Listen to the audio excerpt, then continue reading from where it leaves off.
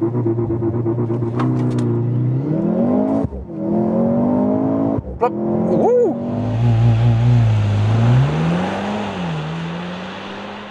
we have the all-new Mercedes C43 AMG for you, that all-new C-Class generation here in selenite grey Magno. This matte paint, really beautiful, of course, extra in price. Thomas and Autogefühl for you with a driving review of that new high-performance 4-cylinder engine. It is specifically built by AMG. That's different now, that one-man, one-engine concept. So that is actually an upgrade if you compare it to the previous generation. But will it be enough with 4 cylinders, and how good is the performance? We'll find out. Here in the front, already designed Panamericana grille. That means it's wider in the lower part. And then these vertical strips, you can either get it like this in a chrome style or also in a darker style with a dark package. LED is standard, and optional, you can also get the so-called digital light with a elaborated high beam performance. Definitely a great performance look in the front. What do you think? The length in this generation, 4.79 meters or 189 inches. Little bit increased in the length. Also in the wheelbase, this will have an effect on the rear legroom. Wheels from 18 to 20 inch for the C43. Here, that biggest one, 20 inch, with this aerodynamic design, and they indeed also have an aerodynamic function. Then here it says turbo electrified. Zoom more to that, because the secret of this engine is that it has an electrified turbocharger from the Formula One team by Mercedes. So this is kind of this technology transfer. In the side profile here we have chrome frames around the window. I do prefer that. With the night package you can also get a more sinister look with dark frames, and you can also get a dark lip in the lower part. But to me, this way, yeah, that's the one I would spec, with selenite grey Magno in the color, and then also chrome frames around, and here also the mirror caps in vehicle color and not in the blacked out style. This is the sedan, typical sedan style. Here with a dropping line in this generation. You can also get the Estate, the so-called T-Modell. T-Modell is, listen and repeat, the German name for the Estate at Mercedes. Well, of course, it might be a good idea to combine performance and family use, for example. So tell me if you would go for the sedan or for the Estate. You can tell me that in the comments. But here, from the pure form, the sedan to me looks a little bit more beautiful. And the rear lamps here, the tail lamps, already begin here at the side, are carried on right here. Beautiful dot design. That looks really modern indeed. With the night packages, by the way, you can also get, for example, the AMG badging and the Mercedes star in a dark design. That maybe is quite fancy. However, I would stick rather with this classic look. There will be 2 night packages, depending on how sinister you really want to have it looking. This spoiler lip, by the way, can also be bought in a carbon fiber style if you prefer that. But to me, this is the more subtle look. To me, this is the perfect C43 setup as it stands here right now from the exterior. Wait a minute. The AFAP is in action for you, the Autogefühl fake exhaust police, because this is one of the purest cases for fake exhaust. You have to admit, these fake exhaust tips, they do look very, very beautiful. They are very well executed, but they are still fake. Technology-wise, the suspension is an adaptive steel suspension. A full air suspension is not available. But since this one here is adaptive still, you can pick it according to the driving modes, and it does change. And also new and standard equipment indeed for the C43. A rear axle steering is 0.7 to maximum 2.5 degrees. The rear wheels turn in the opposite direction than the front wheels, and that actually reduces the turning circle and also gives you more agility at lower speeds. The normal C-Class, if you pick the rear axle steering for the normal C-Class, the threshold where it goes from opposite direction to parallel steering is 60 kilometers or 37 miles per hour. Here in the C43, the threshold is 100 kilometers or 62 miles an hour. So they put that threshold higher up, so you can even get more agility still when you're going like 80, 90 kilometers an hour or like 50 miles an hour. So that will be very interesting while driving. And now under the hood, let's talk about that. So a 2-liter 4-cylinder engine, but here one man, one engine concept. Before the C43 got a stock engine, but this one now is specifically built engine by AMG like you used to have in a C63. So is this kind of the more affordable C63 now? Here a strut bar or dome strut here also for more stability. This one does 500 Newton meters of torque, or in horsepower figures then it has 408 horsepower plus 14 horsepower boost from this electrified turbocharger. This is very interesting, and that again is this F1 technology. Acceleration figure is 4.6 seconds or 4.7 seconds for the estate because it has a little bit more weight. So performance-wise, it is indeed an upgrade, and the engine itself is also lighter than the six-cylinder engine before. However, the overall car is not lighter because added crash safety, infotainment system, and so on and so on, a little bit increased length and so on. So we'll see how that one plays out. So from facts and figures, everything speaks for the four-cylinder. But does the feeling also speak for the four-cylinder? This we will find out in the driving part. Well, and what is this electrified turbo for? That you have continuous charging pressure even at low RPM. Mercedes promises no turbo lag whatsoever then. Is that true? We'll find out. This is the car key. AMG badging then. Door closing sound.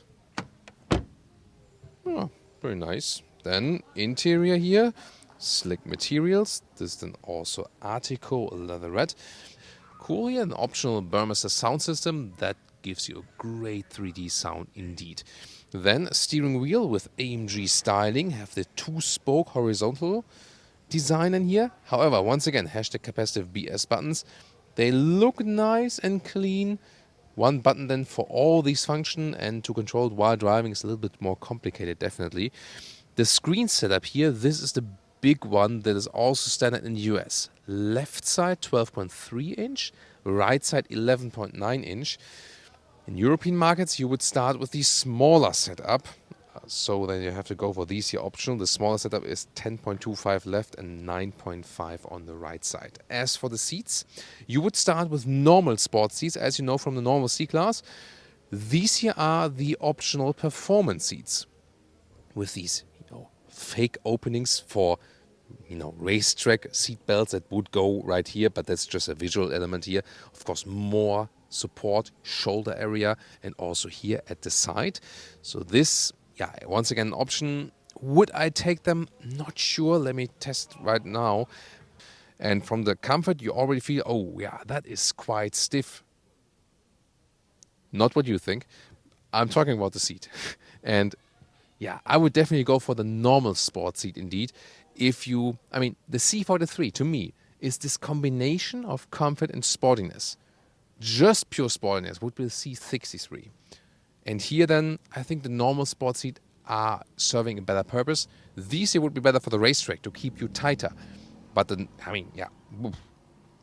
really tight for, I want to use this car every day, Then 1.89 meters or 6'2", and that gives me still a lot of headroom. There is also a panoramic roof available if you like. Interior overview, super clean layout indeed. And I do like these air vents here on the top, and they also have clicking sound. And also illumination, so that's really beautifully done.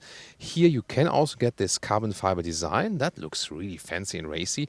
The only catch is when you have carbon fiber here, you can only go for the high gloss black in this part, and everyone wants to get rid of that. At least the customers I know and reading your comments. So this area can also be bought in a non-high gloss way, like in a silver or in a checkered structure, but then only without the carbon fiber, and that's what I would actually go for. You can see here this vertical setup of the screen, zoom more detail to that. One more thing in advance, climate unit will always be here. At least it stays in the same position and is, for a touch solution, relatively easy to handle.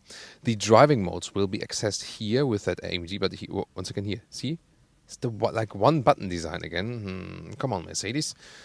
But this looks very cool. The visualizations of the screen, they look really fancy. So either you can put it right here, these driving modes here. And it does not have an eco mode, but just an ice or slippery mode, actually. And then in Sport and Sport Plus, you can use the new launch control, which will be possible due to the 9-speed automatic with wet clutch. Interesting. And here on the right side, then we can control the driving modes as well on the steering wheel. This, of course, is easier to do than to do it in the middle screen there. And the size of the steering wheel is really, really cool. That's extremely good. You can also start up the engine if you like here. And so the size to control, to handle it, I really love that. Shifting pedals, also nice. And you already hear it from the outside that the exhaust, yeah, it's really nice already when it's on the inside, especially when the windows are down. So this is a very nice sporty cockpit. And here, put in the gears, D, P, press here, reverse is up like this. And in reverse mode, then you can see also here the rear view camera, and someone will walk past right now. Yeah. Okay, thank you, good sample. And this also this so-called fake drone view from above, let me call it that way. And let's continue here with the infotainment system, because here you can see this is then the map. It's actually quite responsive, so that's actually okay. The screen does get very hot in summertime though. One more thing I can show you right here, because this is in the home screen. Here, this menu, you do have the track pace AMG here. Then you can get some race telemetry, for example, drag race recording. Okay. In a normal street legal car, interesting. Head-up display also gets this performance gauge that you could have the RPM right in line of sight. This is an option, by the way, the head-up display. Digital instruments also have AMG-specific graphics. However, you can also change that here. Super Sport, but you can also go for a normal sport gauge like this.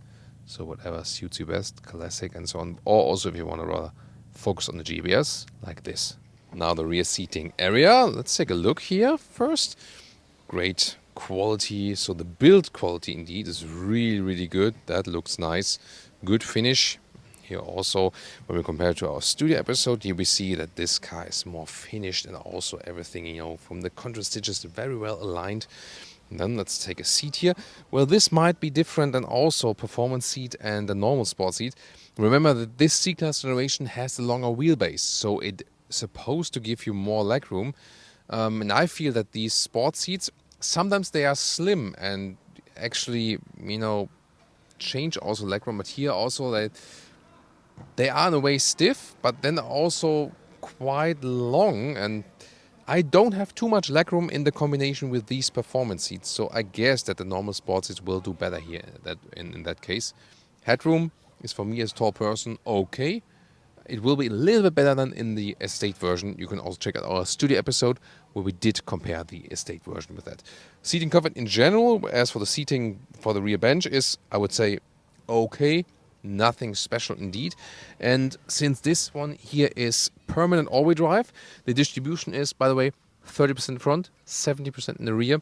There's this huge middle tunnel here as well. You can see it right there. Once again, with one button fits it all, rear climate unit.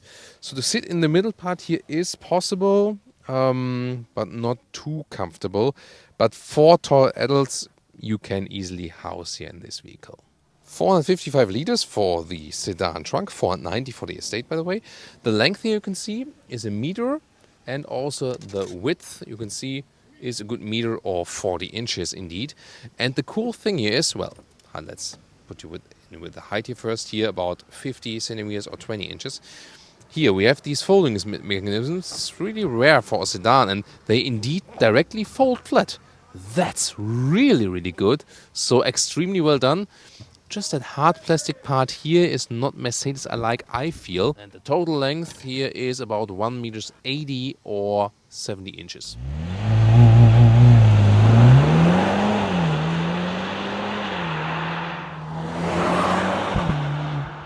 Launch control, 0 to 80 kilometers an hour.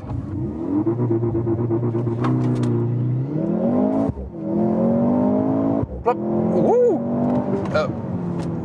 That was a little bit more than 80, but no one saw that. Gladly the speed is blocked for that camera. Well, but when I said plop, it was 0 to 80 for that race start, how Mercedes calls it. Easily done now. Sport or Sport Plus mode. Hammer the brake with the left foot and hammer the throttle with your right foot, and that's it. There were times when AMG race start was done like holding the pedals first both same time, then the right and left, and then ESC off, blah, blah, blah. Now it's really easily done, but of course nothing for public roads. Right? Yeah. And now we have some great winding roads here in the Vosges region. in France, really, really beautiful. And we can test all of the different features of that vehicle. By the way, already at that race start, rear wheel bias of that all-wheel drive. Standard setup is 30% in the front, 70% in the rear, and we feel that rear wheel bias, and also here that rear axle steering. You feel that the rear is helping you a little bit coming around. Not that extreme as we know from the competition, because here maximum is 2.5 degrees, but helps you while easing out in the parking lot, basement garage, and here also when I'm going right left, for example, you feel that the car is more agile, and because they put that threshold up here, I'm driving 70 kilometers an hour now. In the normal C-Class, I would not feel that agility difference than from the rear axle steering anymore, because threshold is at 60 kilometers an hour, or like 37 miles per hour. Here, threshold where it, changes from opposite steering of the rear wheels to parallel is 100 kilometers an hour or 60 miles an hour. And here I do still feel that at this speed, and that's really cool. Steering setup, very good. Wow. I mean, we know from Mercedes that they tend to have steering setups where you steer more than, for example, with Audi or BMW. Now here, the steering setup is awesome. Very natural, but here also I don't have to steer too much. That's beautiful. It feels amazing indeed. So the steering size, the steering ratio, at the same time natural feeling, then the rear axle steering. This vehicle gives you such a great flow in handling. So I'm really amazed by that. It feels extremely balanced also weight-wise. Here when I'm going some left-right here now, there you do extremely feel that rear axle steering makes it more agile. Indeed, from driving sound-wise and performance-wise, you do not feel as you would be missing these 6 cylinders. If you know this channel, you know that I am a fan of 6 cylinders. I also fancy electric vehicles, but I usually say like, come on, when you buy a petrol engine and go for more cylinders, but less horsepower, that you can keep it at low RPMs and you also have good durability. So I'm really not a fan of tuned engines in a way, putting low displacement, low cylinder count, and then putting so much horsepower in it. That can't be good, at some point from an engineering perspective. But from the driving experience we get, actually, I am surprised indeed. I was very skeptical and I don't like the concept of downsizing, but here the performance we have, it really feels amazing. Shifting up ourselves now in the Sport Plus mode also. Here with shifting yourself, you can be more extreme. You feel the difference? So when I'm in the automatic mode, I keep the RPMs a little bit lower. I can have an extreme flow with this vehicle indeed.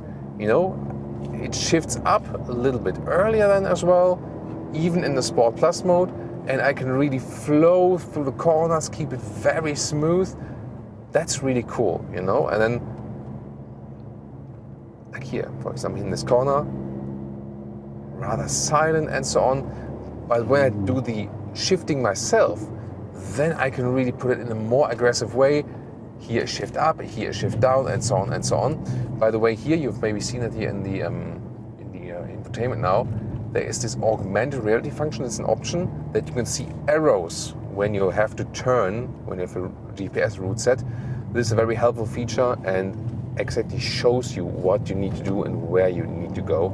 That is a cool thing, definitely. And here in town, for example, go back to the comfort mode, then it's also more silent. Once again, great handling. Wow. So I really have to say, handling-wise and how smooth and balanced the car feels, this is really a big step forward from the previous generation. Turbo lag-wise, I have to say, we have to differentiate, when we are here in this more, winding corner, racy situation and so on, and for example, we shift down ourselves, then we do feel that it's actually quite cool. Wow. That is what I mean, There's no, Michelle like, boo, boo. Sorry about that. So here, there's indeed instant torque. So that is quite cool. And this Formula One technology, thanks Lewis, this is indeed helping. Wow, great racy feeling. There's however something different when we're driving in the city in the comfort mode. I felt that earlier. And I don't think that's turbocharger related. It must be more like automatic transmission related.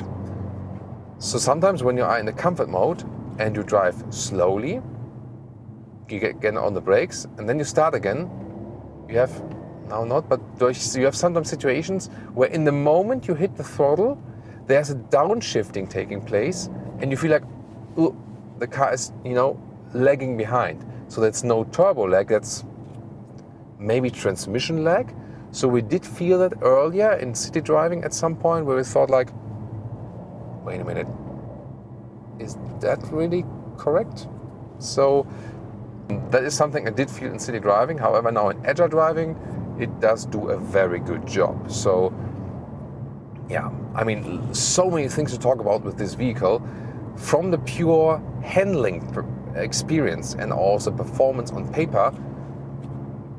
This can easily also be a C63, and we know that the C63 also will stick with the 4-cylinder. They will probably just tune it a little bit more, make it a little bit stiffer from suspension. So it now seems that in this generation the C63 is kind of useless.